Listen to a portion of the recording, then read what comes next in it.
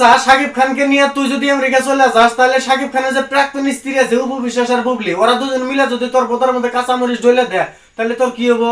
আমি তো already Sunny Leone হয়ে গেছে। হ্যাঁ, আমি তো অবশ্যই বাংলাদেশের সানি লিওন। তো বন্ধুরা কেমন আছেন সবাই? আশা করি সবাই ভালো আছেন। তো আজকে আমি এমনই এক চুতিয়া লড়কিকে মানে এমন এক बेहनचोद अरे दो जी बात के मैंने एमन एक बेहनचोद लड़की के बारे में बात करने जा रहा हूँ जो लड़की सानी लियोन बनना चाहती है। আমি তো অলরেডি সানি লিওন হয়ে গেছি, কারণ আমাকে হচ্ছে কমেন্ট বক্সে বেশিরভাগ কমেন্টই আসে যে সানি লিওন সানি লিওন। समय कम शुरू करो। हाँ कर रहा हूँ, सिर्फ रोस्टी नहीं उसको और भी कुछ करना है, पहले रेडी तो होने दो। আমার তো ভালোই লাগে যে সানি লিওন কিন্তু দেখতে অনেক সুন্দর। हाँ सानी लियोन तो बन पाओगी, लेकिन एक बात, सानी लियोन जितना लोट ले सकते हैं तुम भी उतनी लोट ले सकते हो क्या?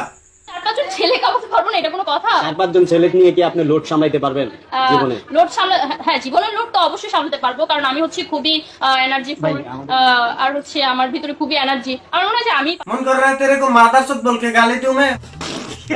अच्छा आवाज होता तो के कौन एंगल থেকে সানি লিওন মনে হয়?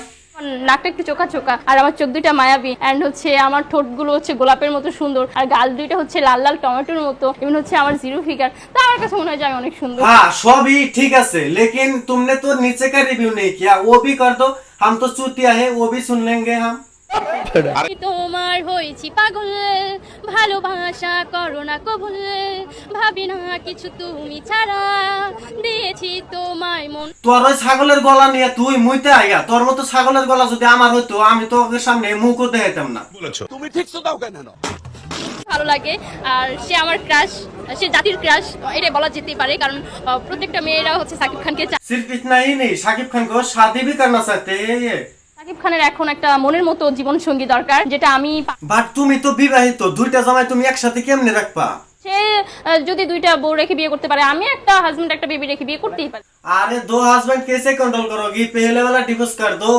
ডিভোর্স দেওয়া যাবে না তাকে, হচ্ছে সে হচ্ছে বাংলাদেশের হাজবেন্ড, আর সাকিব খানকে নিয়ে আমি আমেরিকায় চলে যাব, কারণ শুধু যে আমারই বিয়ে হয়েছে এরকম কিন্তু না, তারও কিন্তু দুইটা বিয়ে হয়েছে, তারও দুইটা বাচ্চা। আচ্ছা শাকিব খানকে নিয়ে তুই যদি আমেরিকা চলে যাস তাহলে শাকিব খানের যে প্রাক্তন স্ত্রী আছে উপবিশ্বাস আর বুবলি ওরা দুজন মিলে যদি তোর বোতার মধ্যে কাঁচামরিচ ঢেলে দেয় তাহলে তোর কি হবো?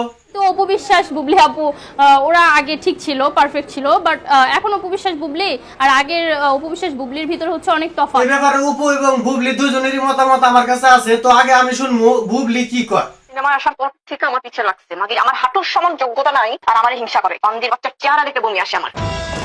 এবার আমরা শুনবো উপবিশ্বাস কি কয়।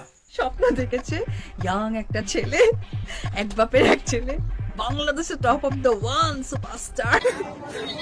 যাই হোক বোকাচোদা, তোমাকে একটা কথা বলি, তুমি শাকিব খানের সাথে বিয়ে না বসে তুমি তো শাকিব খানের সাথে সিনেমাও করতে পারতে।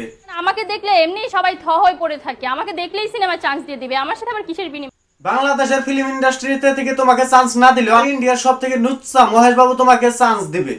দিমু চান্স, আমি সব সময় নতুন মানুষকে মুভিতে চান্স দেই, কিন্তু আমার একটা শর্ত আছে, আমার সাথে সময় কাটাইতে হইব, তাহলে আমি চান্স। সবই হচ্ছে যে মুতার জায়গায় গুতা দেওয়া ধান্দা। যাই হোক বোকাচোদা, তুমি যে এই ধরনের কথাবার্তা কও তোমার হাজবেন্ড কিছু বলে না, আর তোমার হাজবেন্ড দেখতেই কেমন?